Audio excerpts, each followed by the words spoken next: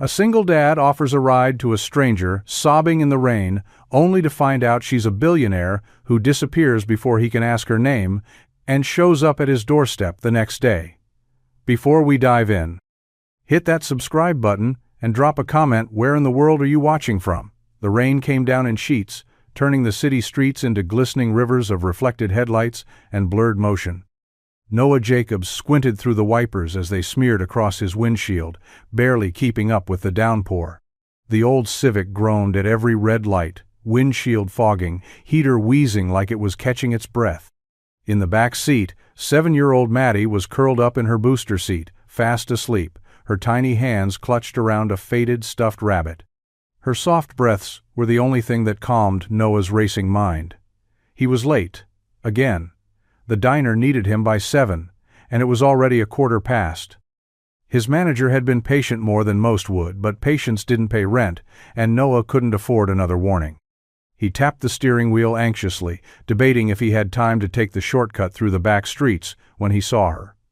Just past the corner of Maple and 7th, standing under the broken awning of an abandoned laundromat, was a woman soaked through, arms wrapped tightly around herself. Her hair was plastered to her face, and her red coat clung to her like it was trying to disappear. One heel dangled loosely from her hand. The other foot was bare. She wasn't even trying to stay dry anymore, just standing there, crying silently as traffic passed her by. Noah's foot moved before his mind caught up. He pulled to the curb and rolled down the passenger side window. "Hey, do you need a ride?" he called, cutting through the sound of rain slapping the pavement. The woman blinked, startled. Her eyes were rimmed red, mascara smudged into shadows. She hesitated, glancing at the child seat in the back, then at him, his diner uniform, his tired eyes. Something about him must have felt safe, because she stepped forward without a word and climbed in. The door closed, shutting out the storm. Noah glanced at her, offering a small smile. "I'm headed across town, but I can take you wherever you need." She didn't answer right away, just stared at the dashboard, her voice barely above a whisper. "Anywhere but here." She sat in the passenger seat, dripping rainwater onto the cracked vinyl, her red coat darkened to a deep crimson. Noah turned the heat up, hoping it would chase away the chill in her bones, but the shivering didn't stop. Her hands were clasped tight in her lap, knuckles pale, like she was holding something in that grip that might fall apart if she let go. He glanced sideways at her while waiting at the light. Her heels designer probably sat abandoned on the floor mat, one strap torn. Her toenails were painted the color of wine, chipped at the edges. He noticed the tremble in her fingers, the glossed-over look in her eyes. A woman running, maybe. From what, he couldn't guess, but it hung around her like mist, something heavy and quiet. Still, he didn't ask. Noah had learned a long time ago that people reveal themselves when they're ready, if at all. Sometimes kindness meant not digging. "Do you have a name?" he asked gently, eyes flicking to her again. She looked over, startled out of her thoughts. There was a beat of hesitation on heartbeat, then two. Finally she nodded. "Clara," she said, barely audible. "Okay, Clara," he said, testing the name like it might crack in his mouth. "I'm Noah. That's Maddie, in the back." Clara turned, her gaze softening as she took in the little girl still fast asleep, cheeks rosy from the car's warmth, rabbit tucked against her chin. "She's beautiful," Clara murmured, voice frayed at the edges. "Yeah," Noah said with a small pride-tinged smile. "She keeps me grounded, keeps me going." Clara nodded, then turned back to the windshield, watching raindrops chase each other down the glass like they had somewhere more important to be. She seemed far away again, like she was watching the world but not really part of it. Her fingers tugged at the sleeve of her coat, nails tracing the seams like she needed something tactile to hold on to. Noah gripped the wheel a little tighter. He didn't know who she was, where she came from, or why she looked like she'd just escaped something that might still be chasing her, but she was here, now. And for tonight, that was enough. The city blurred past in streaks of amber and silver, streetlights bending across the windshield like ghosts slipping through the rain. Inside the car, The silence grew thick, comfortable, yet full of things neither of them knew how to say.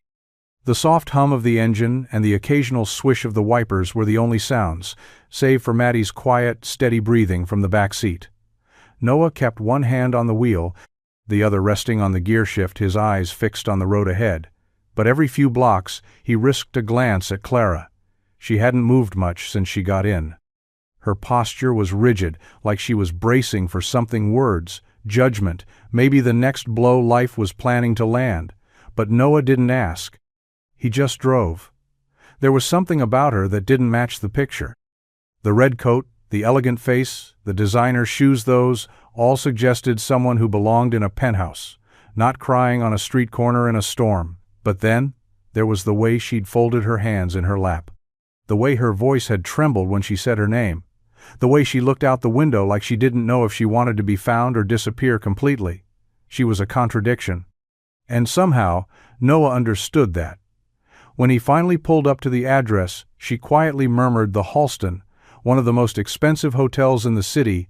It took everything in him not to react. He parked at the curb, hazard lights blinking, and turned to her. "You sure this is it?" he asked softly. Clara nodded, her voice barely a breath. "Yeah." She reached for her purse's sleek, black leather with a gold emblem Noah didn't recognize, and pulled out a slim wallet. "Please," she said, her hand trembling as she offered him a bill. "For the ride." Noah shook his head immediately. "It's fine. But you looked like you needed someone to stop. That's all." Clara hesitated, then lowered the money, staring at him like she didn't know how to respond. Finally she whispered, "Thank you." Noah just nodded, his hand already shifting the car back into drive. As she stepped out, the valet opened the doors like she belonged there. But she turned, once just, before the lobby swallowed her whole and looked back through the rain-slicked night. And then she was gone. The next morning, the rain had lifted, leaving behind a city washed clean and quiet, like it had forgotten how to be chaotic. Noah leaned against the front counter of the diner during a rare lull, sipping burnt coffee that tasted like cardboard and watching the news flicker silently across the TV mounted in the corner. His eyes weren't really on it. His mind kept drifting to the woman in red. Clara. He hadn't expected to think about her, but something about her lingered. Maybe it was the way she'd looked at Maddie. Maybe it was the way she'd said, "Anywhere but here," like it wasn't just a line, but a last resort. Maybe it was how she'd disappeared into that high-end hotel like she didn't belong there either. The bell over the door jingled. He snapped out of it.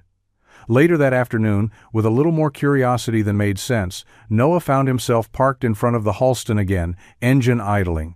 He wasn't sure what he was doing, maybe just checking that she was okay, or confirming she hadn't been some strange dream cooked up by exhaustion and stormlight. Inside, the lobby gleamed. Marble floors, 2 bright chandeliers, quiet music that felt expensive just to listen to. He walked up to the front desk, trying to ignore the way his boots squeaked on the polished tile. "Excuse me," he said to the concierge, a polished woman with a tight bun and practiced smile. "I dropped someone off here last night. Clara? About 10 p.m. I just wanted to make sure she got in all right." The woman didn't miss a beat. "I'm sorry, sir. Do you have her last name?" "I don't." A slight professional pause. "We're not showing any recent check-ins under the name Clara. Are you sure this is the correct location?" "I watched her walk through that door," Noah said, more confused than confrontational. She offered a sympathetic tilt of the head. "There's no one by that name currently staying with us." Noah stepped back, unsettled. Maybe she'd given a fake name. Maybe she never checked in. But as he walked out of the building, a strange knot twisted in his gut, something he couldn't shake, no matter how hard he tried. She hadn't just disappeared from the hotel. She'd vanished entirely. It was a gray morning, the kind that felt like it had given up on being anything more than dull. The sky hung low, heavy with clouds, that threatened rain but couldn't be bothered to follow through. Noah had just dropped Maddie off at school, and was standing in the narrow kitchen of their apartment, nursing a cup of coffee that had gone cold 20 minutes ago. The knock came softly, not urgent, not impatient. Just there. Noah frowned. He wasn't expecting anyone. Mrs. Lang from next door usually knocked like the building was on fire, and his landlord never knocked at all. He crossed the small living room, avoiding a pile of Maddie's school books, and opened the door. There she was, Clara. She stood on his porch like a question he didn't know how to answer, coat buttoned tight. Dark hair pulled into a low bun that framed her face in soft waves. In one hand she held a white paper bag and a cardboard drink tray with 2 coffees. In the other, a small bouquet of wildflowers slightly crushed from being clutched too tightly. "Hi," she said, voice unsure. "I wasn't sure if I should come." Noah blinked. For a long second, he just stared at her, trying to piece together the gap between the luxury hotel and his aging apartment complex with its peeling paint and squeaky stairs. "Clara," he said finally. More a breath than a word. She nodded. "I owe you more than a thank you. And maybe an explanation." He looked down at the flowers, then the coffee. "You didn't have to." "I know," she cut in softly, "but I wanted to." Something in her eyes had changed. The weight was still there, but it looked different now, like she'd set part of it down, even if only temporarily. Noah stepped aside, slowly. "Come in." She exhaled like she'd been holding her breath for days, and as she stepped over the threshold into his world, her nervous smile softened into something real. And just like that, the stranger wasn't a stranger anymore. The apartment was small, lived in, and full of warmth. Clara took it in with quiet eyes, the scuffed hardwood floors, the faint scent of coffee and something sweet lingering in the air, the row of mismatched shoes by the door. It wasn't polished or expensive, but it was home. And somehow, it made her chest ache. Noah set the coffees down on the counter while she placed the wildflowers gently in an old mason jar that had once held pasta sauce. They stood in silence for a moment, not awkward, just waiting for the right words to show up. "You didn't have to come back," Noah said finally, voice low but not unkind. Clara turned to face him, leaning against the edge of the kitchen table. "I know. But I couldn't stop thinking about you." Noah raised an eyebrow, unsure how to respond. "That night," she continued, looking down at her hands, "I wasn't just stranded. I was lost. Not in the way that means you don't know the roads. More like I didn't know where I belonged anymore." Noah nodded slowly, understanding in his eyes, but no judgment. He waited. "I left a meeting that was supposed to define my future," she said, her voice almost a whisper. "Boardroom, full of people telling me what I should do, who I should be. I walked out. Got in the car, and I just drove. No direction, no plan. I didn't even know where I was going until the engine gave out." "And then you were on that sidewalk," Noah said softly. "And then you stopped," Clara said, meeting his eyes. "Everyone else just passed me by. You didn't even know me, and still, you saw me." Noah shrugged slightly. "You looked like someone who needed a hand." Clara smiled faintly, and for the first time, it wasn't painted on. "You didn't ask for anything. No questions, no judgment. That meant more than I can explain." He looked at her, then not like someone who'd saved her, but like someone who understood the weight of being lost. And in the quiet that followed, something shifted. It wasn't just a second meeting, it was a second chance. The takeout boxes steamed softly on the kitchen table, their contents filling the room with the rich, comforting scent of sesame oil and soy sauce. Noah had suggested pizza, simple, familiar, but Clara had insisted on Chinese. "I haven't had cheap takeout in forever," she'd said with a wistful smile, like it was a memory she missed more than a meal. The table was small, more of a breakfast nook than a dining space, cluttered with crayon marks and a half-finished jigsaw puzzle that spanned its entire surface. Lily sat cross-legged in her chair, holding a spring roll in one hand and sizing Clara up with the quiet curiosity only children can manage. "So," Lily said between bites, "you're the lady from the rain." Clara blinked, then laughed. "I suppose I am. You looked really sad," Lily added matter-of-factly. "Lily," Noah said gently, but Clara raised a hand, smiling. "It's okay," she said. She turned to Lily. "You weren't wrong. I was. Are you still sad?" The question came without hesitation. Clara paused, chopsticks suspended mid-air. "Not as much," she said honestly. "Not right now." That seemed to satisfy Lily, who returned to her food, reaching for a fried dumpling like her job here was done. Noah watched them quietly, his chest tightening with something he couldn't quite name. Clara didn't just tolerate Lily. She spoke to her like she mattered, like her little voice carried weight. That wasn't something Noah saw often, especially from strangers. Especially not from women who wore coats that probably cost more than his monthly rent. After dinner, Clara helped clear the table, gently sliding the puzzle pieces aside without disturbing the pattern. Lily insisted on showing her the puzzle's progress. "It's a fairy castle, see?" And Clara crouched beside her, captivated like she was looking at art in a gallery. "You're good at this," Clara said, pointing to a section of the sky Lily had been working on. Lily beamed. "Daddy helps me, but he always puts the trees in the wrong place." Clara glanced at Noah, a twinkle in her eye. "I'll keep that in mind." And just like that, in the glow of soft kitchen light and laughter over misfit puzzle pieces, a quiet bond began to form. Not rushed. Not forced. Just real. The next morning, Clara was still there sitting, cross-legged on the couch, in one of Noah's old sweatshirts, sipping coffee like it was the most natural thing in the world. The scent of it filled the apartment, warm and grounding. Sunlight spilled through the blinds in slats across her face, catching on her lashes and the loose strands of her hair. She looked different in the daylight. Softer, maybe. But still composed in a way Noah couldn't quite put his finger on. She'd offered to stay the night on the couch after dinner, insisting it would be better than heading back out into the dark with no plan. Noah had hesitated, but Maddie had pulled her in by the hand and said, "You can help us finish the castle tomorrow," like that settled it. Now, watching Clara, as she flipped through the local paper with an absent-minded air, Noah noticed something he hadn't the night before. The way she held herself. The precision of her posture. The calm focus in her movements.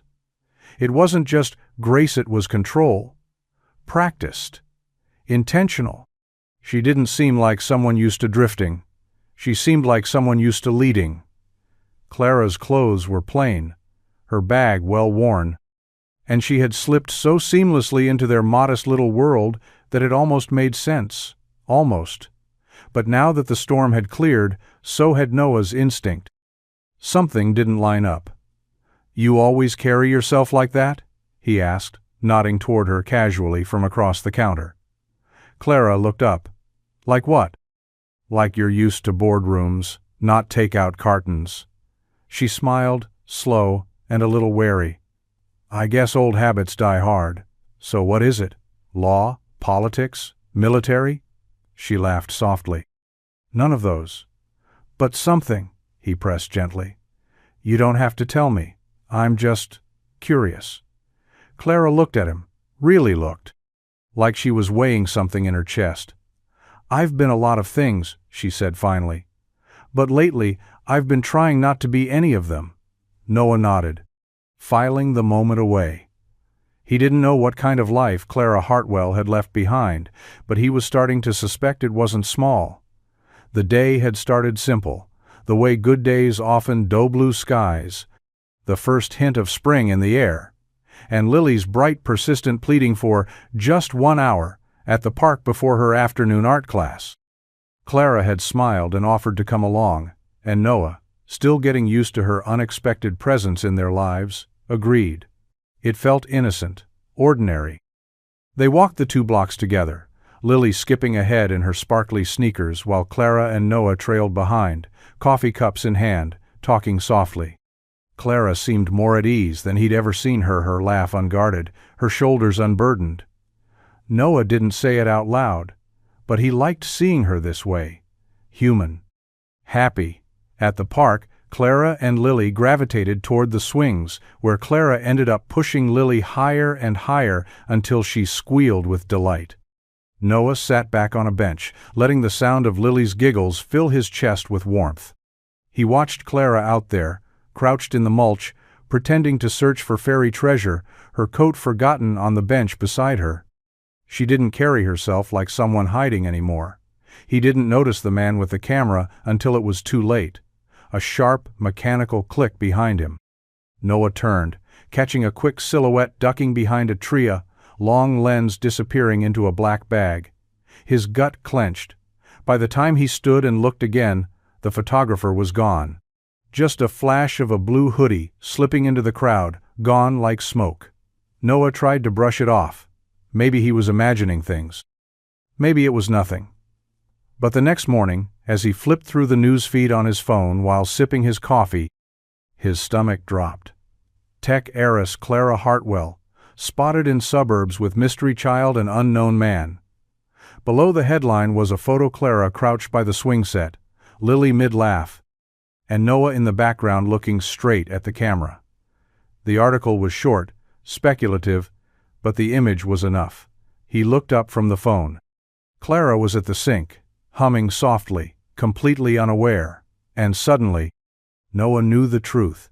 She wasn't just someone trying to disappear, she was someone the world was looking for. The article sat open on Noah's phone, glowing like a warning light he couldn't ignore.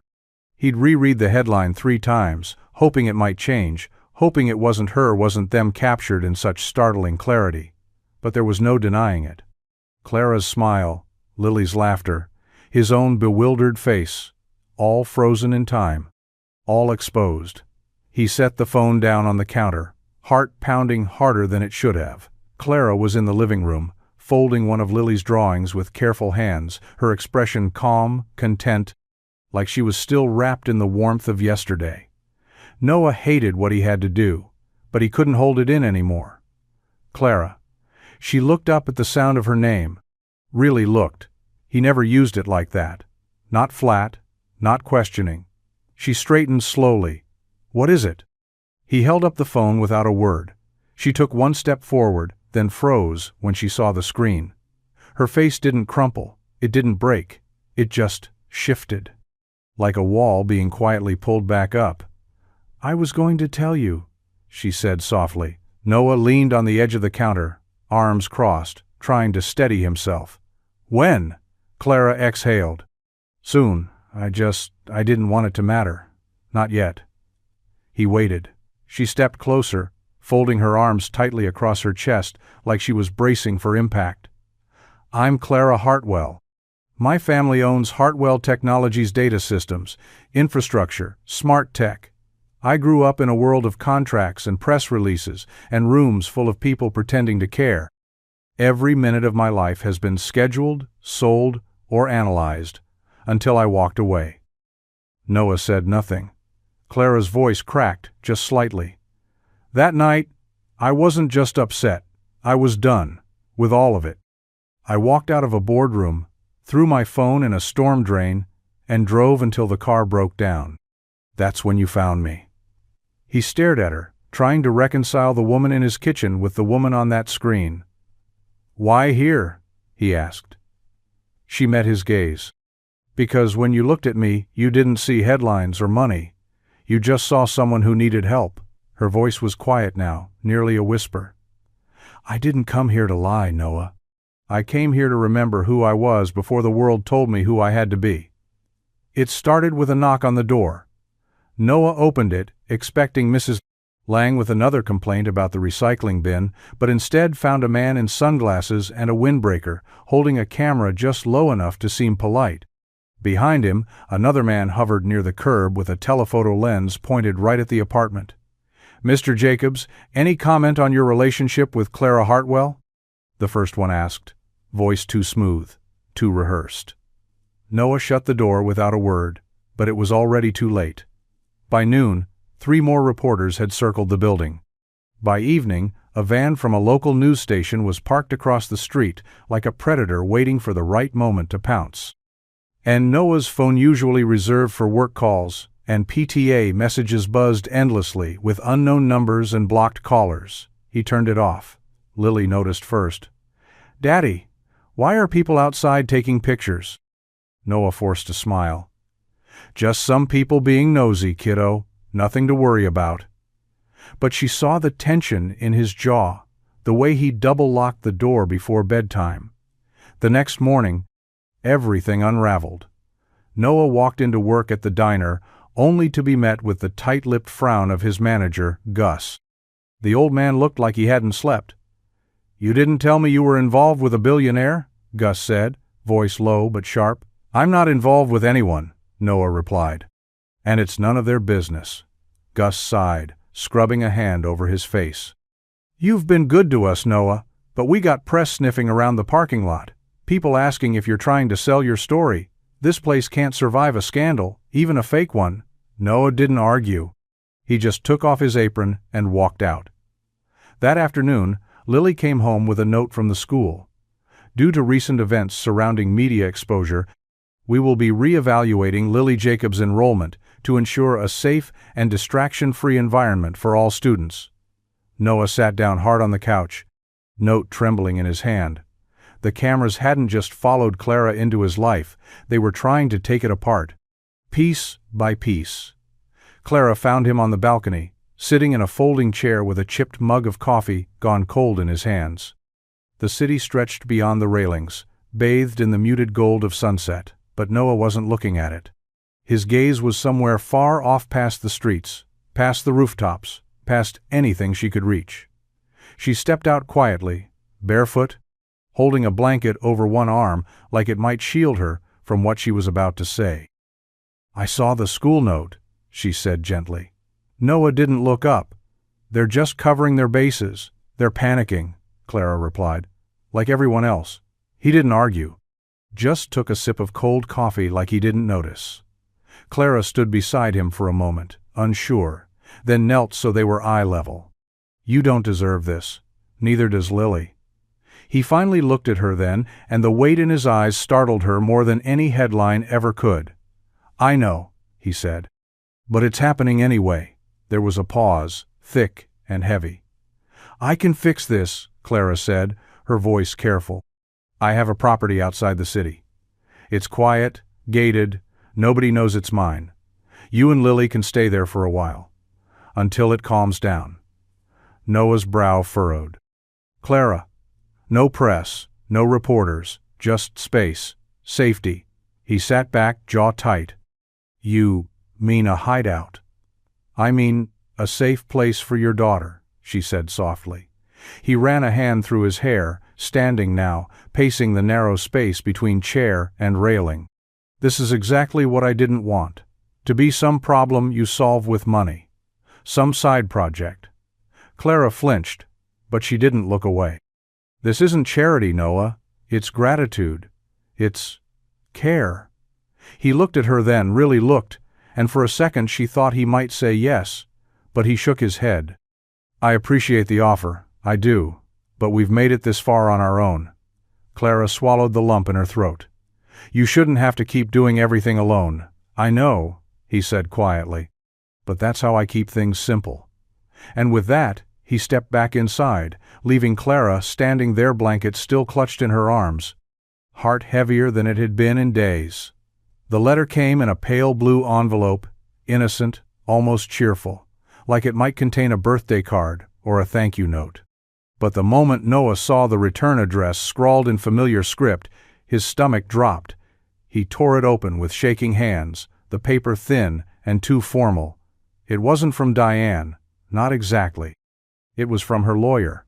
Noah read the first paragraph twice, then a third time, each word landing like a blow. "Given the recent media attention, safety concerns, and questions of stability, my client, Diane Whitmore, is requesting a formal review of custody arrangements for her granddaughter, Lily Jacobs." He stopped reading after that. The rest blurred. Clara found him hunched at the kitchen table, fists clenched around the letter, jaw locked tight. The usual calm in his eyes was gone, replaced by something raw and cracking at the edges. "What is it?" she asked, stepping forward, already fearing the answer. He didn't speak at first. Just handed her the paper. As Clara read, the blood drained from her face. "She's using this," Noah said, voice low and tight. "The cameras. The attention. All of it. Diane's always believed I was barely holding it together. Now she has proof. Clara folded the letter carefully and placed it on the table like it might explode. She can't do this. You're Lily's father. You've raised her, protected her. She's got money, he cut in. Connections. And a clean house in the suburbs with a backyard and a dog. Judges eat that up. Clara stepped closer. Then let me help. No, Noah said instantly, too sharp. He saw the flicker of pain cross her face and softened just a bit. This isn't your mess, Clara. I won't let your world swallow mine. But it already has, she said quietly. And I didn't mean for it to. But I'm here now. Let me stand beside you. He looked away, his chest rising and falling with the weight of it all. Lily, the press, the past. The threat of losing the only person who made every hard day worth it. I can't lose her, he whispered. Clara touched his hand. Then we'll fight. And for the first time since the headlines hit, Noah let someone share the weight. Even if just for a moment. The air inside the apartment had turned heavy, thick with the unspoken tension that had been building for days. Every surface felt too quiet. Every breath felt like it had to be measured. Noah stood at the sink, staring out the small kitchen window, hands buried in soapy water. He wasn't really washing the dishes, she was just moving them around, trying to stop his mind from unraveling. Behind him, Clara sat at the kitchen table, her phone off, her posture still, watching him. Waiting. It had been 2 days since the letter arrived. 2 days of Noah barely sleeping, barely eating, spending every spare second scouring custody laws and trying to convince himself that everything was fine. That Lily wouldn't be taken from him. That her late mother's mother couldn't just sweep in and undo everything he'd built. But the truth was, he didn't know what would happen. And that terrified him. She has lawyers, Noah said finally, breaking the silence. Real ones, with polished shoes and time to burn. I have better ones, Clara replied calmly. And they don't care about shoes. He turned, frustration flashing in his eyes. And what happens if they find out you're involved? That my daughter's living in the middle of a billionaire media circus? That I've got a woman like you paying legal bills I can't afford to breathe near? She's not living in a media circus, Clara said, voice gentle but firm. She's living in your apartment, with you, with love, with stability. That's what matters. You don't get it, Noah said, running a hand through his hair. Diane doesn't want what's best for Lily, she wants control. And if I give her even the smallest opening, she'll take it. Clara rose, walking over to him. Then don't give her one. Let me help you shut every door she tries to walk through. He looked at her, jaw tight. And when this is over, when the smoke clears and you go back to whatever world you belong in? Clara didn't blink. Then I'll stay, if you'll let me. Noah's heart stuttered, his defenses folding in on themselves. He'd fought his battles alone for so long. But this time, for Lily, for himself, maybe he didn't have to. The decision didn't come all at once. It arrived in quiet pieces folded between late-night silences, the soft creak of floorboards under pacing feet, and the way Lily had clung to Noah's hand a little tighter that morning, asking, "You'll always pick me up, right?" Noah sat on the edge of the couch, elbows on his knees, staring at a legal pad full of scrawled notes and crossed-out numbers. Nothing added up. Not the costs. Not the risk. Not the future he was trying to protect with hands already full of cracks. Clara was across the room, arms wrapped around a mug of untouched tea, waiting. Not pushing, not pleading. Just present. Finally, Noah broke the silence. "Okay." Clara looked up. "I'll take your help," he said quietly. "On one condition." She set the mug down. "Name it. No headlines, no press, no connections to you. This can't be some billionaire rescue story. If Diane's lawyers catch wind of it, they'll spin it faster than I can stop them." Clara nodded slowly. "Anonymous, discreet, private. And the apartment." He hesitated, then exhaled, the words tasting like pride swallowed whole. "We're barely holding it together here. If they walk in and see the peeling paint and rusted plumbing, they'll twist it into unfit living conditions." I have a place. Not flashy, not in my name, it's quiet, safe. We could be out of here by the weekend. Noah flinched at the word we, but didn't correct her. And the lawyers? He asked. They'll operate under a different firm. Nothing that can trace back to me. You'll be the client. Full control. He nodded slowly. And no one knows you're bankrolling this? Just me, Clara said. And now you. Noah leaned back, letting the words settle, letting the fear take a step back, so something else, something steadier, could move in. This isn't how I pictured needing someone, he murmured. Clara moved to sit beside him, their shoulders brushing. It's not about needing, she said softly. It's about choosing, and I'm choosing to stand with you. He didn't answer right away, but this time he didn't pull away. The estate sat at the edge of a wooded ridge, far from the buzz of cameras and city lights, where the world seemed to exhale and fall silent. The driveway curved like a ribbon through old pines, leading to a low, modern house built of stone and glass, elegant, but not ostentatious. It was the kind of place Noah had only ever seen in magazines. The kind of place that felt like it belonged to someone else's story. And yet, Clara opened the front door like it was nothing more than a cabin in the woods. "Welcome to my hideout," she said with a small, self-aware smile, her voice lighter than it had been in days. Lily ran ahead before either of them could stop her, barefoot on the smooth hardwood, already disappearing down the hallway. "This place is huge."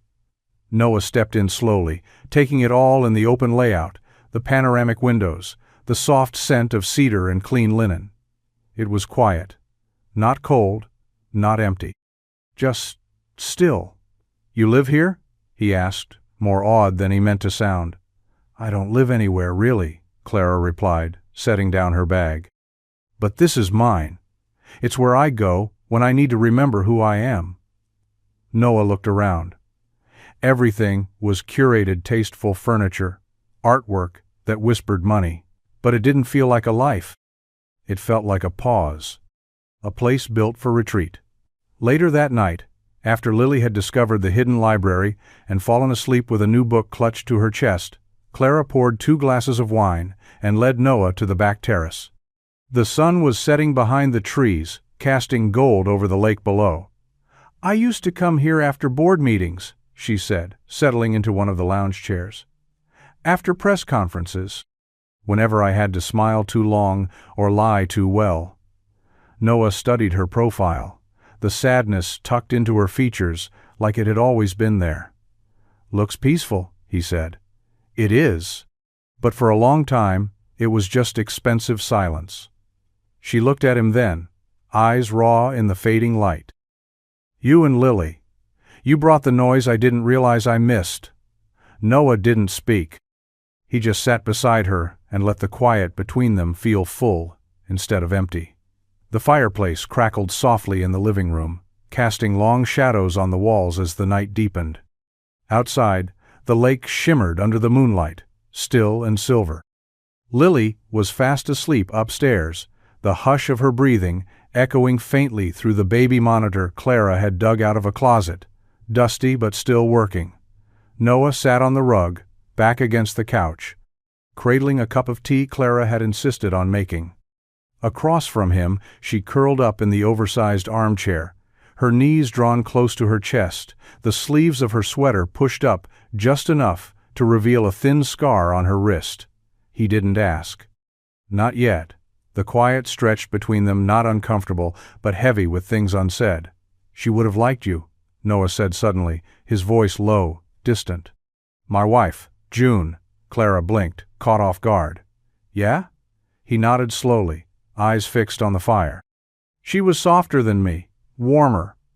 She could walk into a room and make it feel like home in 5 minutes. I used to joke that I was the roof and she was the light." "What happened?" Clara asked gently. "Car accident," he said, the words tight in his throat. "A drunk driver. Lily was 4. I was supposed to pick her up that day, but I stayed late at the shop. June offered to go instead." He paused, jaw clenched. "Sometimes I still wonder if she'd be alive if I'd left 10 minutes earlier. Clara's heart broke quietly, without a sound. You can't think like that. I know, doesn't stop me. She stood and crossed the room, sitting beside him on the rug. They didn't touch, but their shoulders almost met. You said once that people tried to tell you who to be? Noah said. What did they tell you? Clara looked down, tracing the rim of her mug. That love was a weakness. That image was everything. That emotions made you disposable. My father didn't raise a daughter, he built a product. One he could parade to investors and boardrooms. She laughed bitterly. I learned to smile while I was drowning. It's why I stopped smiling. Noah finally turned to her, eyes full of quiet understanding. And in that moment, they weren't a mechanic and a billionaire.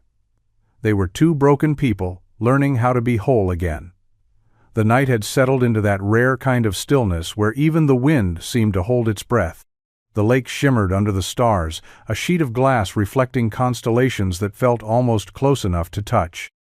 Noah and Clara walked slowly along the narrow path that circled the water, the only sounds their footsteps on soft earth and the quiet hum of crickets in the trees.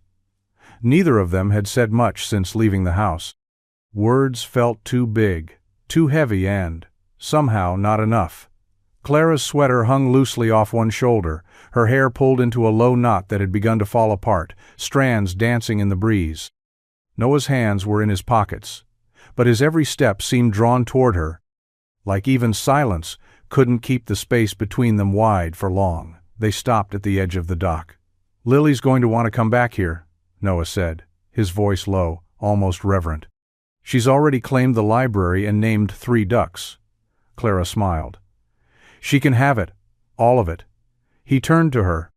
You keep saying things like that, Clara, like you're offering me something I don't know how to take. She met his gaze, her expression soft but steady. Maybe I'm not offering. Maybe I'm just hoping you'll choose to stay. The words landed like a stone tossed into still water, small but impossible to ignore. Noah stepped closer, the night folding around them. You scare me, he said quietly. Clara's brows furrowed. Why? Because this feels like something I could fall into, and I've already fallen before, hard. Clara took a slow breath. Then let's fall together. It wasn't sudden, it wasn't rushed. It was slow, cautious, and full of meaning. Noah leaned in first, close enough to feel the warmth of her breath, to see the flicker of fear and hope dancing in her eyes. Clara met him halfway, her lips brushing his like a question and a promise all at once. The kiss was soft, unhurried. But when it ended, the world felt different, shifted, changed. They didn't say anything after. They just stood there under the stars, side by side, quietly daring to believe in something new. The morning came in, soft, golden streaks through the gauzy bedroom curtains. The lake outside glistened in the sunlight, undisturbed and perfect, as if the night before had pressed pause on the world and it had woken slower because of it. Noah sat at the edge of the guest bed, shirtless, hair tousled, his elbows resting on his knees. He was fully awake, but he hadn't moved for a long time. His eyes were distant, locked on the hardwood floor, like it might have answers he didn't. In the next room, he could hear Lily's voice floating through the hallway, giggling over something with Clara smething about pancakes and syrup and ducks at the window. It was the kind of sound that should have made him smile. But instead, it made his chest tighten. Last night had felt right, too right. The kiss, the way her hand had slipped into his as they'd walked back to the house, the warmth of her head resting on his shoulder while they sat in silence. It hadn't been impulsive or reckless. It had been honest, real. So why did it terrify him? He dressed slowly, tugging his hoodie over his head, and stepped into the kitchen just as Clara was pouring orange juice into 2 glasses. She looked radiant in the morning light, barefoot, hair loose, one of his flannel shirts hanging comfortably on her frame. It should have looked borrowed. It looked like it belonged. "Hey," she said softly when she saw him. "You okay?" "Yeah," he said, voice rough. Then, after a beat, "I think." Clara didn't push. She just handed him a cup and leaned against the counter beside him. "You're overthinking it. I'm a single dad, Noah said. I can't afford not to. You're also human, she replied, turning to face him. You're allowed to be scared, but I'm not here for a whirlwind, Noah. I'm here because I want to build something slower, truer. He looked at her, heart pounding, walls creaking under the pressure of hope. You're sure? He asked. Clara nodded. I've never been more sure of anything. And just like that, the morning wasn't filled with doubt, it was filled with possibility. The town hadn't changed in the few days they'd been gone, but everything else had, as Noah pulled the Civic into their usual parking spot in front of the rooting apartment. The familiar creak of the brakes and rattle of the engine reminded him they were back in reality. Back to cracked sidewalks, nosy neighbors, and the unmistakable weight of eyes that lingered just a little too long. Clara sat in the passenger seat, sunglasses on, her posture calm, but he could see the way her fingers tapped nervously against her thigh. Lily was asleep in the back, her head lolled to one side, seatbelt hugging her close.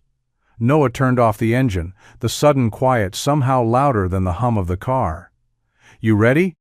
He asked. Clara gave a half smile. Not even a little. They stepped out together, moving quickly and quietly, but the click of a camera shutter shattered the illusion of privacy. Across the street, a man with a press badge stepped back behind his car, pretending to scroll through his phone like he hadn't just snapped a shot of the three of them. Noah exhaled hard through his nose. They're getting bolder. Clara didn't flinch. They smell a story, that's what they do. Inside the apartment, everything felt too small. Clara stood in the kitchen, looking out the narrow window, her sunglasses still on. Noah watched her for a moment before speaking. We can't hide it forever, he said, dropping his keys in the bowl by the door. I'm not trying to, Clara replied. I just want to keep it ours, at least for a little while. Noah nodded, understanding more than he wanted to admit. The weekend at the estate had felt like a bubble. Out here, things had edges. People, questions, rumors. He'd already noticed the stares at the diner, the cautious way the other parents at school avoided eye contact. I'll talk to Gus, Noah said. Tell him it's not what they think. Clara turned to him. And what is it? He hesitated. Then, something worth protecting. For now, they kept their distance in public. No hand-holding. No long glances. But behind closed doors, their connection was steady. Quiet, real, and worth every whisper outside. The email came in just after midnight, blinking onto Clara's tablet as she sat alone in the living room, wrapped in a throw blanket and silence. The subject line was short. You need to see this. Her stomach turned before she even tapped it open. Inside was a link to a gossip blogon of the more vicious ones, known for its ruthless tone and shameless speculation. But this time, it wasn't speculating. It was exact. Clara Hartwell's secret life, private estate, single dad, custody crisis. There were photos, not just grainy paparazzi shots, but real, intimate ones. Clara walking beside Noah in the woods. Lily curled up with a book in the estate's library. Clara and Noah sitting on the dock, feet in the water, smiling like the world had finally gone quiet. The caption was worse. Sources confirm Hartwell has been hiding out with a former mechanic and his daughter, offering housing and legal help during an ongoing custody dispute. Is love on the linear just strategy? Clara's hand trembled as she set the tablet down. Her first thought wasn't about her name or the public backlash. It was about Noah, about Lily, about how this your world kept infecting theirs, no matter how hard she tried to keep it out. The next morning, Noah found her at the table, eyes shadowed, phone face down beside a cold cup of coffee. It's out, she said softly, sliding the tablet toward him. He read it in silence, jaw tightening with every word. How did they get these? He asked, voice low and sharp. Clara didn't look up. Someone I trusted. Someone with access to the estate. My staff, maybe. A former assistant. I kept it quiet, but I didn't erase it. Noah pushed a hand through his hair, standing. This is bad, Clara. Diane's lawyers are going to twist this into some manipulative scheme. A billionaire meddling in my custody case? They'll make it sound like I'm being bought. You're not, she said, eyes fierce. Everything we've done, everything I've offered, I know, he cut in. But they don't care what's true. Clara stood slowly, voice steady. Then we show them. We fight back. We don't let them rewrite this. But even as she said it, Noah could feel the walls closing in, and somewhere in the shadows, someone who once stood beside Clara was now tearing everything down. The days that followed felt quieter, but not in the comforting way. Noah kept moving, working double shifts, making lunches, helping Lily with her math homework. But something inside him had locked up. The warmth that once lingered in his voice when Clara entered the room now felt dimmed.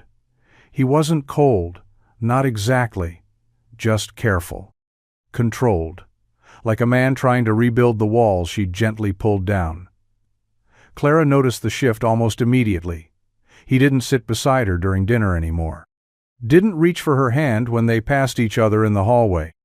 He still looked at Herbert with a kind of distance, like he was measuring how much longer they had left instead of how far they could go. One evening, she cornered him on the fire escape just after sunset. The city below flickered to life, and the faint hum of traffic filled the space between them. "You're pulling away," she said, not accusing, just naming it. Noah exhaled, slow and heavy, like he'd been holding his breath since the headline dropped. "I'm trying to do the right thing." "For who?" she asked. "For Lily, for you." Clara stepped closer, her arms folded tightly across her chest.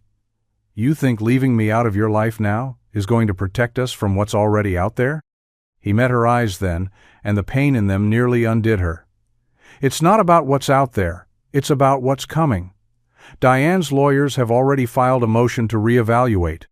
My name's being dragged into tabloids. I've got parents at Lily's school whispering when I walk past. This isn't noise anymore, it's ammunition." "I can help," she said, desperate now. "We are helping, together." But Noah just shook his head gently. "You're everything I never thought I'd find again," he said. "And that makes this harder, because if I lose Lily because of how close I let you get—" He paused, voice cracking. "I couldn't survive that." Clara blinked, swallowing the lump rising in her throat.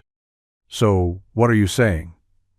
"I think we need space," he said, the words dragging from his chest like anchors. "Until it's safe again." And with that, he stepped back inside, closing the window behind him. Leaving Clara in the twilight, surrounded by a city she no longer wanted without the only person who made it feel like home.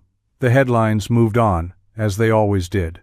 One week, it was Clara Hartwell's secret life with a single dad, and the next it was a celebrity divorce or a political scandal. The cameras faded, the reporters stopped circling Noah's apartment.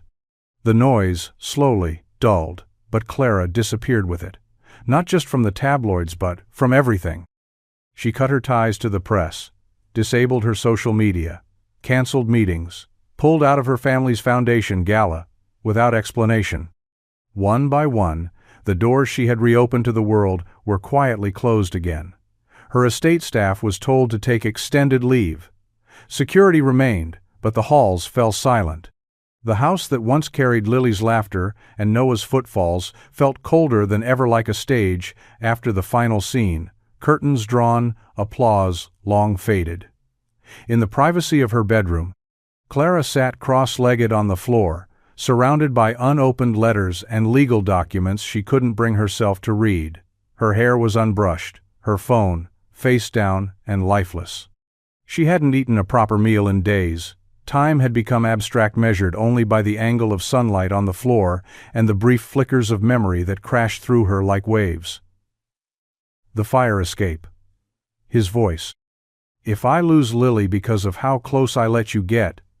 It had been days, but the words still echoed like they'd been carved into her chest. Clara didn't blame him. That was the worst part. She understood. He was protecting the one thing he loved most. And somehow, she had become the threat. Still, she couldn't stop thinking about the feel of his hand in hers, the sleepy smile Lily gave her over pancakes, the quiet weight of peace she'd felt when they were all under the same roof. She had thought she was building something real. Instead, she'd watched it crumble under the weight of her name. When her assistant called to check in, Clara didn't answer. When the board requested a video conference, she declined. She didn't want to be Clara Hartwell anymore. She just wanted to be the woman who'd once kissed a man by the lake and felt, for one fleeting moment, like she belonged. And now she wasn't even sure who that woman was. The courtroom was too bright. Fluorescent lights buzzed above as Noah sat stiffly at the table, his fingers clenched around the edge like it was the only thing holding him upright. He wore his best shirt pressed the night before, until the collar sat just right, and a pair of shoes he hadn't worn since June's funeral. They pinched with every step. Across the aisle, Diane Whitmore sat tall and composed, her pearl necklace gleaming under the lights. She didn't look angry, she looked confident, certain, as if she'd already made peace with how this would end. The judge shuffled papers with slow deliberation, his expression unreadable. Every minute felt like a lifetime. Noah's attorney, a quiet, focused woman named Ramirez, stood with calm authority, presenting documentation, character references, financial statements, and letters from Lily's teachers. "He is not perfect," Ramirez said clearly, "but he is consistent, he is present, and above all, he is her father. No amount of wealth or estate fences can replace that." Diane's lawyer countered with quiet, venom-citing media exposure, the so-called influence of a wealthy outside party, and instability from public scrutiny. They never said Clara's name, but they didn't have to. Noah didn't flinch, not once. He kept his head high, his answers honest. When asked if he had accepted outside assistance, he said yes. When asked if it was romantic, he paused, then said, "It was real, but it's not active. Not anymore." And when asked what mattered most to him in the world, he looked the judge dead in the eye. "My daughter, every breath I take is for her." When the verdict came, it wasn't dramatic. No pounding gavel or sharp declarations. Just a clear, calm statement. Custody remains with Mr. Jacobs. The petition for reassignment is denied. Noah exhaled, barely. Ramirez patted his shoulder. Diane stood silently, unreadable, then turned and walked away without a word. Outside the courthouse, the air was warm, the sun bright. Lily ran up to him as soon as she saw his face, launching herself into his arms. "We won?" she asked. "We did," Noah whispered, hugging her tightly. But as he looked across the crowd at the empty space where Clara should have been, he realized winning didn't feel like victory. It just felt quiet. Too quiet. It was a Tuesday when it arrived. Noah had just come back from the grocery store, Lily chattering beside him about a school art project that involved glitter, glue, and what she called emergency-level amounts of purple.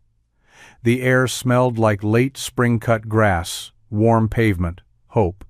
He was sorting through the usual stack of mail bills, coupons, a community flyer for a lost cat when he saw it. A plain envelope. No return address, just his name, handwritten, his breath caught. He knew the handwriting. He waited until Lily was inside, busy with her glitter, before sitting at the kitchen table to open it. The letter was written in black ink, her script elegant but shaky, like her hands hadn't stopped moving even when her heart had. "Noah, I didn't know how to say goodbye, so I didn't. I'm sorry for that. You deserved more than silence. I've spent the last few weeks doing something I never thought I'd have the courage to do, letting go. I resigned from the board. I stepped away from the company, from the interviews, from the photo ops and polished speeches. For the first time in my life, I walked away without being pushed. Not because I was running, but because I realized what I had been missing. You, Lily. That tiny kitchen with chipped mugs and burnt toast. The sound of crayons scratching across paper. The quiet, the realness. I'm not writing this to ask for anything. I just needed you to know I've changed the story they wrote for me. It's not glamorous, and it doesn't come with a PR team, but it's mine, and if there's ever a time when your heart has space again, when the noise fades, and the fear softens, I'll be where the quiet is. Not waiting. Just hoping. Clara Noah sat still for a long time after reading it, the letter trembling slightly in his hands. He didn't know what the next step would be. But for the first time in weeks, he felt something rising in his chest that wasn't fear. It was the feeling of something coming back to life. The letter stayed on the kitchen table for 2 days. Noah read it once, then again, and again, after that, each time letting the words sink deeper into the places he hadn't let himself feel for weeks. He memorized the curves of her handwriting, the careful pauses in her sentences, the way she didn't ask for forgiveness but gave him a door anyway. And still, he hesitated. It wasn't until Lily came into the kitchen, smudged with paint from her latest masterpiece, and said, "You look sad when you think about her," that something snapped. He didn't pack a bag. He didn't check the time. He just grabbed his keys, kissed Lily's forehead, and asked Mrs. Lang to watch her until he got back. She gave him a knowing look, like she'd been waiting for this moment long before he had. Traffic blurred past in a streak of red and white. The sky above was wide and blue, the kind of sky that dared you to do something reckless. His hands were tight on the steering wheel. His heart was louder than the engine. At the airport he had no flight number, no gate. Just a name and the desperate hope that it wasn't too late. "Clara Hartwell," he said breathlessly at the information desk. "Is she flying out today?" The woman behind the counter raised an eyebrow. "Sir, we can't give out." "It's important," he said, voice cracking. "Please." Something in his eyes must have swayed her. She typed, paused, looked up. "There's a Clara Hartwell on flight 804.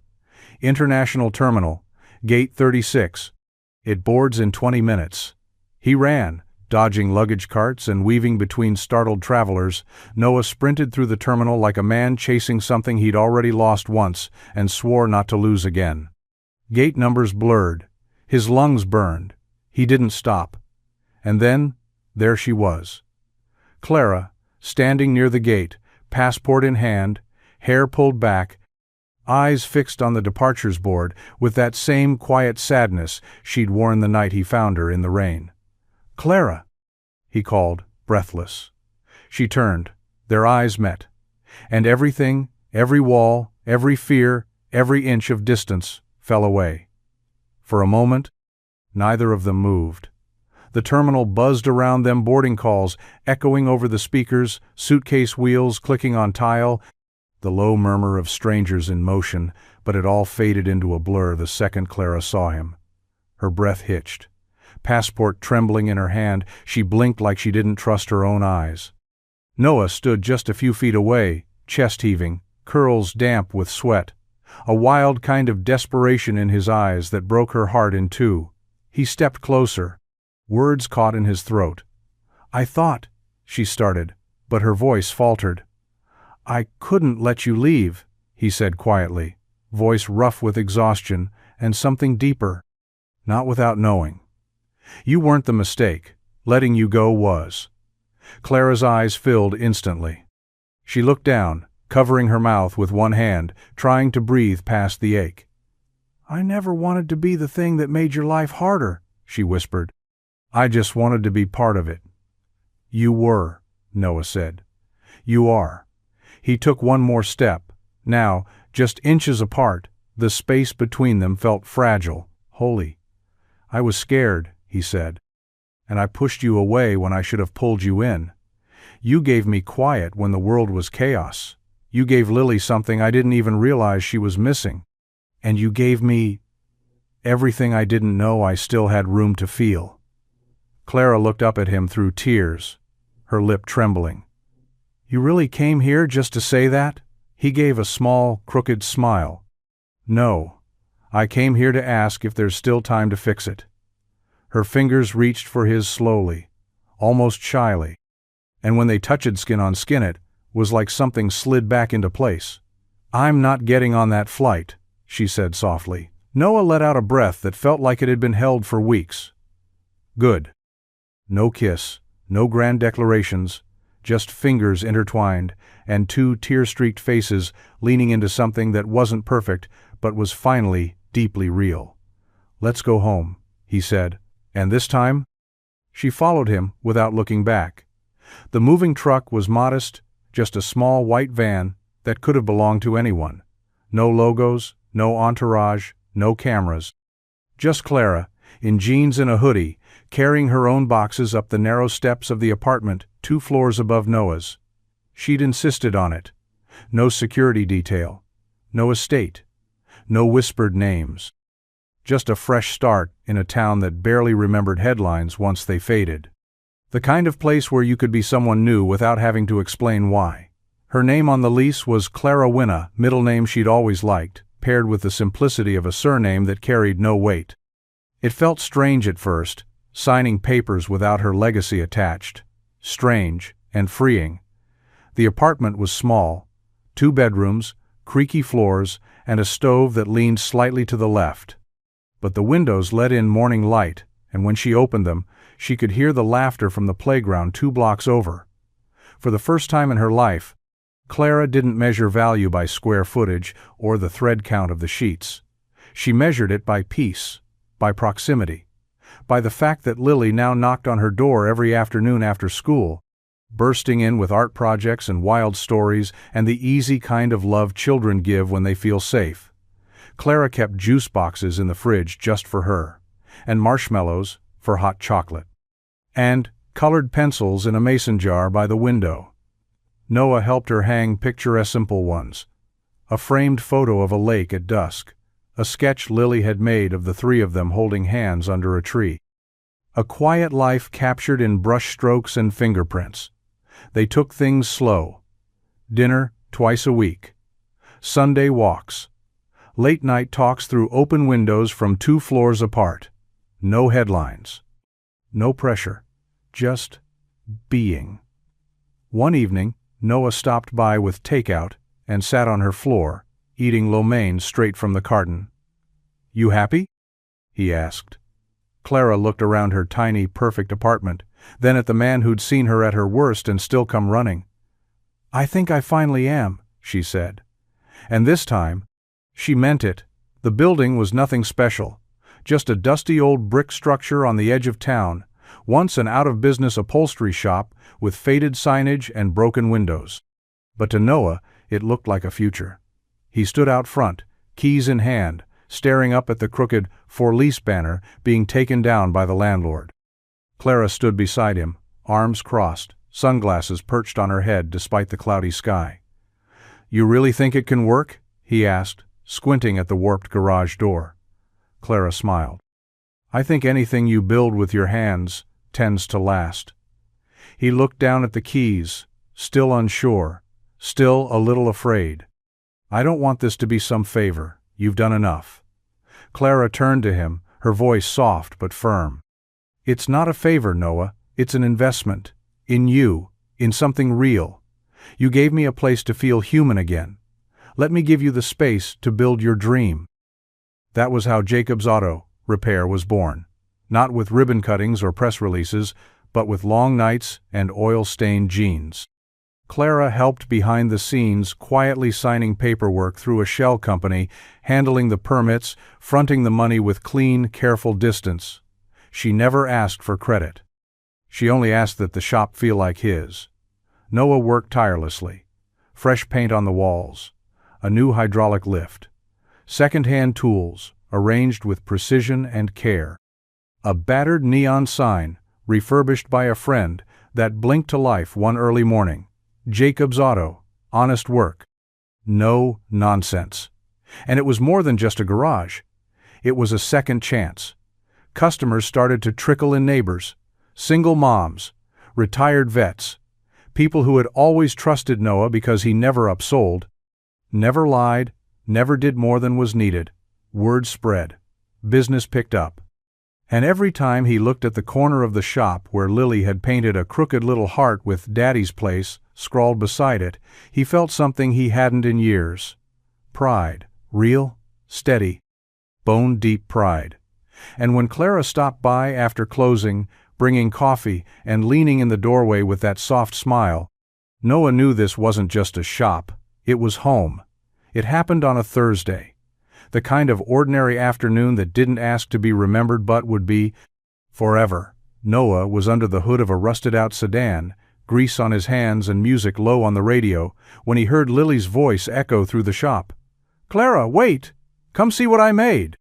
He peeked out from beneath the hood just in time to see Clara duck as a paper airplane soared past her head and landed near his toolbox.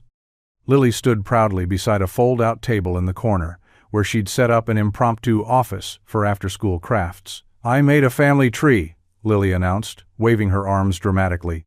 "Wanna see?" Clara crossed the shop floor, wiping her hands on the towel tucked into her jeans. She crouched beside Lily as the little girl pointed to each name scrawled in crayon. Mom, June, written carefully at the top, Dad, Noah, below that, and me, Lily. In the middle, circled 3 times in purple.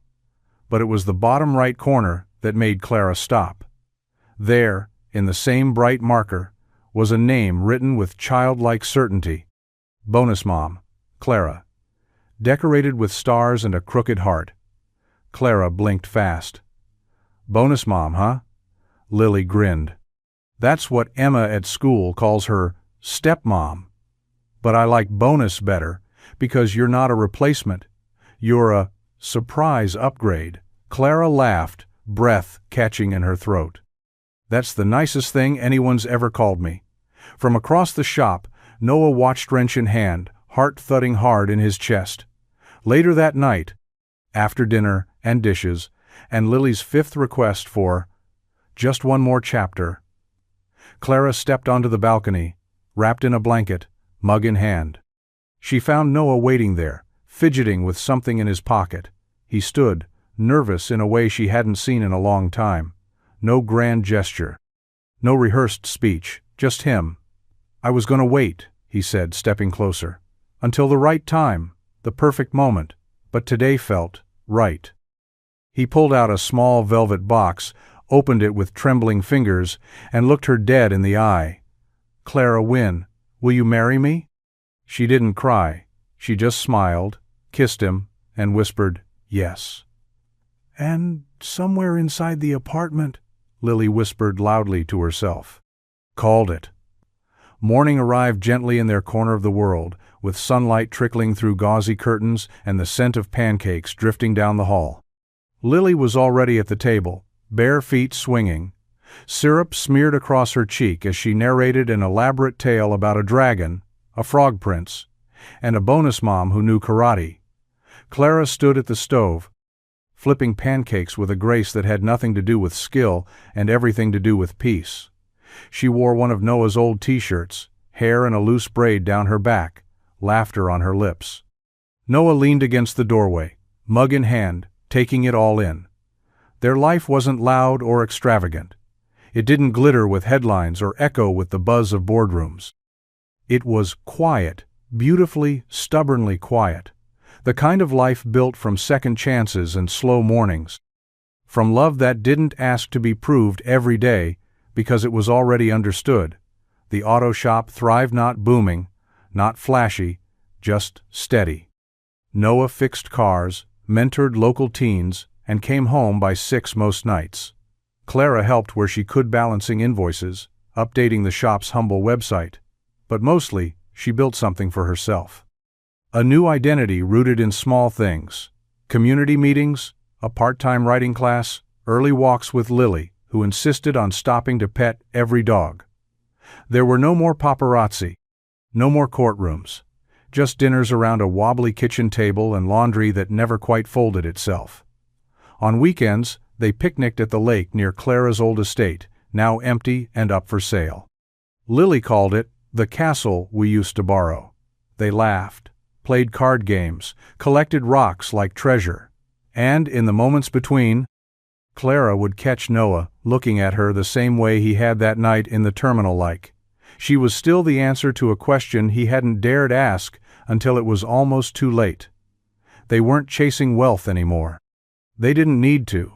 Because here, in the small apartment with peeling paint and too many throw pillows, They had found something more rare than gold, a life that was theirs, and it was richer than anything either of them had ever known. The rain came gently that evening, just like it had years ago, soft, steady, painting the streets in silver streaks beneath the glow of the street lamps. But this time, it wasn't a storm. It was memory, quiet and sweet, washing over them like a story being reread. Noah leaned against the doorway of the auto shop, now twice as big, with Lily's old drawing of Daddy's place framed proudly in the office. Clara stood beside him, wrapped in his hoodie, sipping tea from a chipped mug they both refused to replace. The hum of the town around them was familiar now, safe, real. Behind them, Lily, now 12 and growing faster than Noah, was ready sat at the counter, helping a customer with a clipboard in hand and confidence that mirrored both her parents. She was bright, kind, a little wild, and deeply, wonderfully loved. "Remember that night?"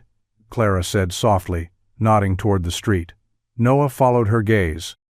It wasn't the same sidewalk, not exactly, but close enough. Close to where she had once stood, soaked and unraveling. Where he had pulled over without thinking. Where everything had started. "I almost didn't stop," he admitted, voice warm with nostalgia. "I was late. The car was nearly out of gas. Maddie was asleep in the back." Clara smiled. "But you did."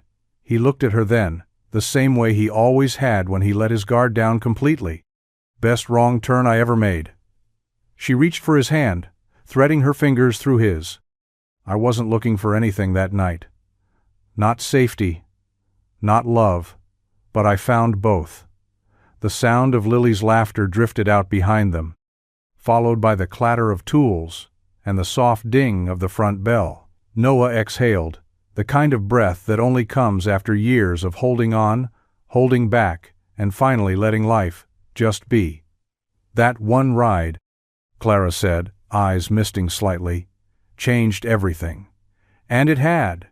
Not with grand gestures, not with headlines or fairy tale magic, but with one small act of kindness on a rainy night, a mechanic who stopped, and a woman who stayed.